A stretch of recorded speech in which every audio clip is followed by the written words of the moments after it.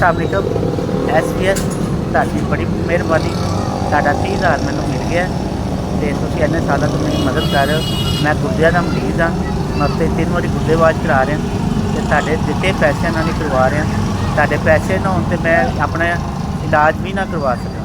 ਤੁਹਾਡੀ ਬੜੀ ਬੜੀ ਮਿਹਰਬਾਨੀ ਹੈ। ਤੁਸੀਂ ਹਰ ਮਹੀਨੇ 30,000 ਦੇ ਕੇ ਮੇਰੇ ਡਾਇਲਿਸਿਸ ਦੀ ਮਦਦ ਕਰਦੇ ਹੋ। ਮੇਰੇ ਛੋਟੇ ਛੋਟੇ ਬੱਚੇ ਨੇ, ਮੈਂ ਕੋਈ ਕੰਮ ਵੀ ਨਹੀਂ ਕਰ ਸਕਦਾ ਅਤੇ ਡਾਇਲਿਸਿਸ ਤੋਂ ਬਾਅਦ ਨਾ ਇੰਨੀ ਹਿੰਮਤ ਨਹੀਂ ਹੁੰਦੀ ਕਿ ਮੈਂ ਕੋਈ ਕੰਮ ਕਰ ਸਕਾਂ। ਮੇਰੇ ਡਾਇਲਿਸਿਸ ਦਾ ਖਰਚਾ ਕਰ ਚੁੱਕਣ ਵਾਲਾ ਕੋਈ ਵੀ ਨਹੀਂ ਹੈ।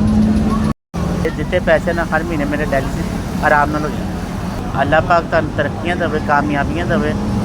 ਅੱਲਾਹ ਪਾਕ ਤੁਹਾਡੇ ਜ਼ਿੰਦਗੀ ਬਰਕਤ ਪਾਵੇ। ਪਾਕ ਤੁਹਾਨੂੰ ਬੁਲੰਦੀਆਂ ਤਾ ਫਰਮਾਵੇ ਤਾਂ ਕਿ ਮੇਰੇ ਵਗੈਰੇ ਹਰ ਮਹੀਨੇ ਗਰੀਬ ਦੀ ਮਦਦ ਕਰਦੇ ਹੋ।